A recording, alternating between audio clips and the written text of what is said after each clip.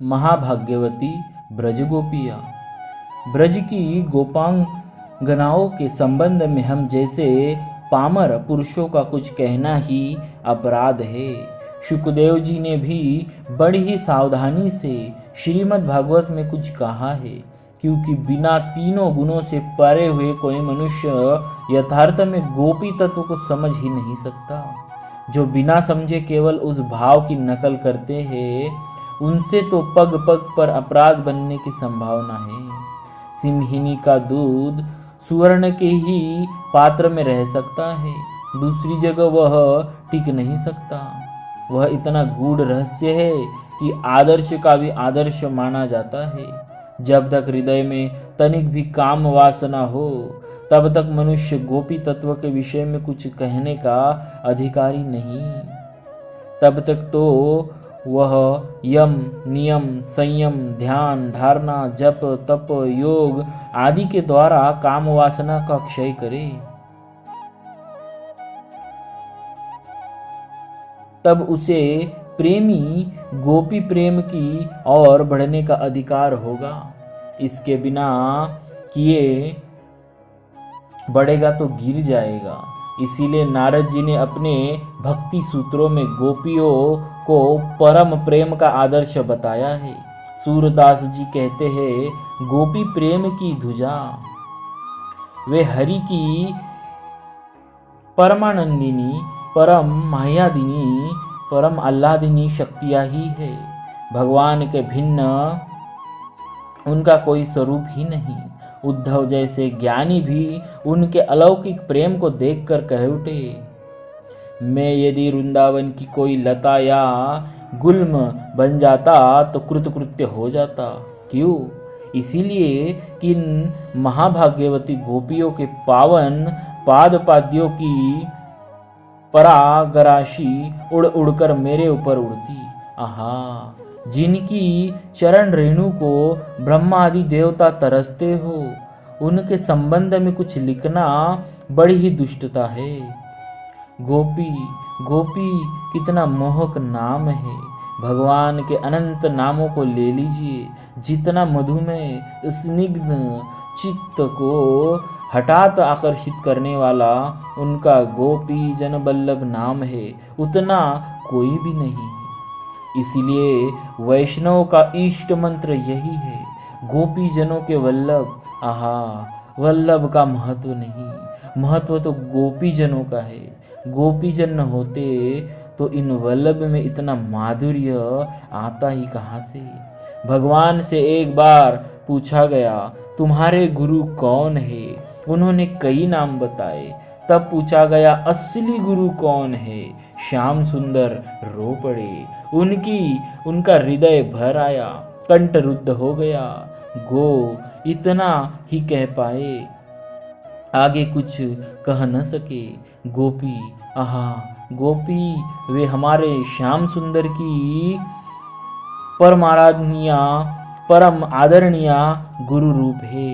हे जगत गुरु की भी गुरु रूपा देवीगण, तुम्हारे पाद पद्यों में पुनः पुनः प्रणाम है। श्याम सुंदर से पूछा गया, तुम कभी हारे हो? वे बोले, कभी नहीं। जरासंध से डरकर क्यों भागे?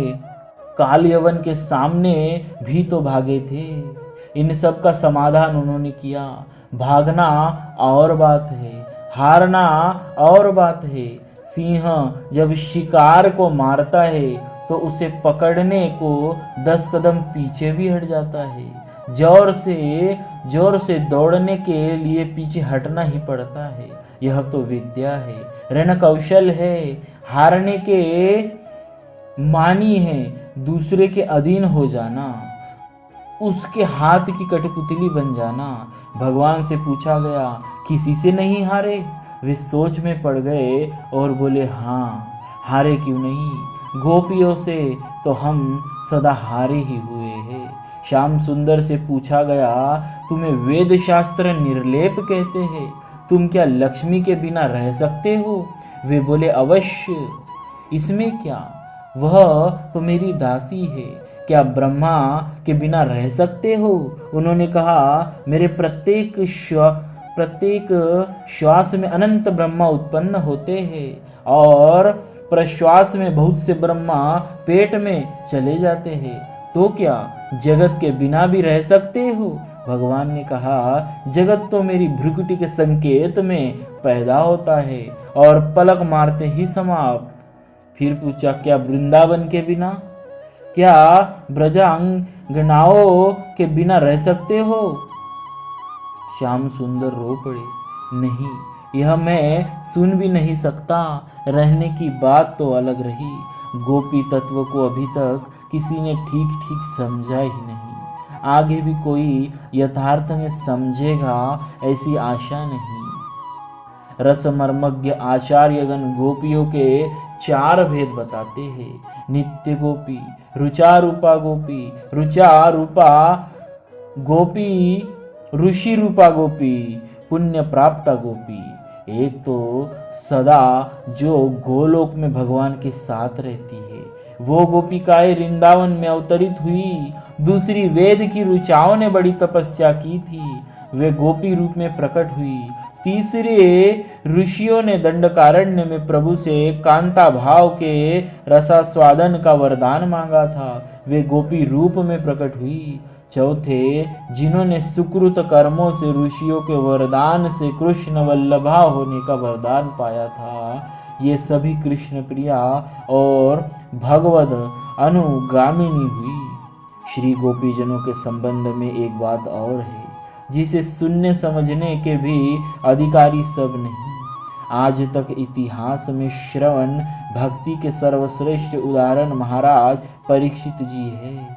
इनसे बढ़कर श्रोता तो कदाचित ही कोई हो, क्योंकि इन्होंने स्वयं कहा है, सबसे अधिक दुसह्य भूख और प्यास है, सो वह भी मुझे तनिक भी क्लेश नहीं पहुंचा रही।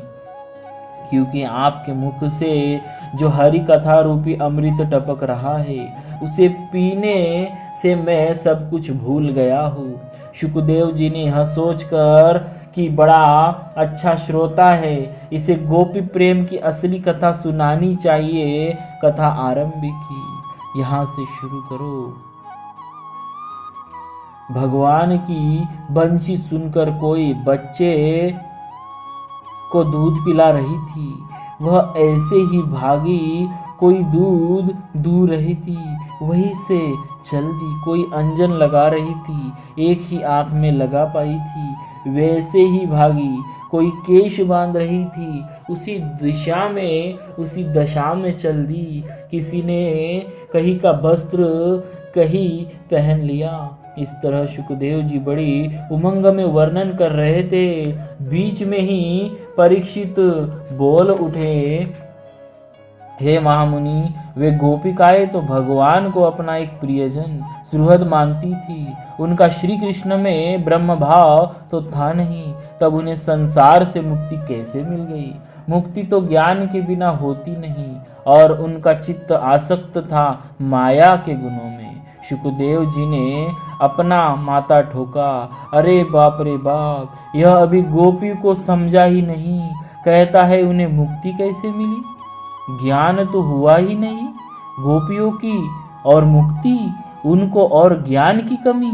प्रश्न सुनकर शुकाचार्य जी बड़े जोर से बिगड़े और बोले, बाबा, मैं तुझे पहले ही बता चुका हूँ कि अरे दुष्ट बुद्धि शिशुपाल उनके अखिलेश्वर प्रभु से द्वेष करके ही मुक्त हो गया। सो भले मानुस, ये तो उन परमेश्वर की प्रिया थी, उन्हें प्यार करती थी। उनसे कैसे भी संबंध हो तो सही, जब उनसे द्वेष करने पर असुरों को मुक्ति मिलती है, तो प्रेम करने वालों को और फिर उन गोपियों को जिन्होंने अपना सर्वस्व उन प्रभु को ही समझ रखा है, उन्हें क्या मिलेगा? तुझे कैसे बताऊं? तू तो अभी मुक्ति के ही चक्कर में है।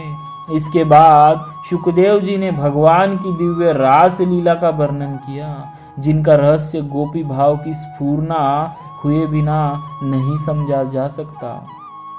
श्री राधा जी के परम भक्त संत श्री हटि जी ने गोपियों की अपार महिमा को समझा कर ही गोपी पद पंकज पराग होने की अभिलाषा निम्न मनोहारी पदों में व्यक्त की है। महाभाग्यवती ब्रज गोपियों की जय, भक्त वत्सल भगवान की जय।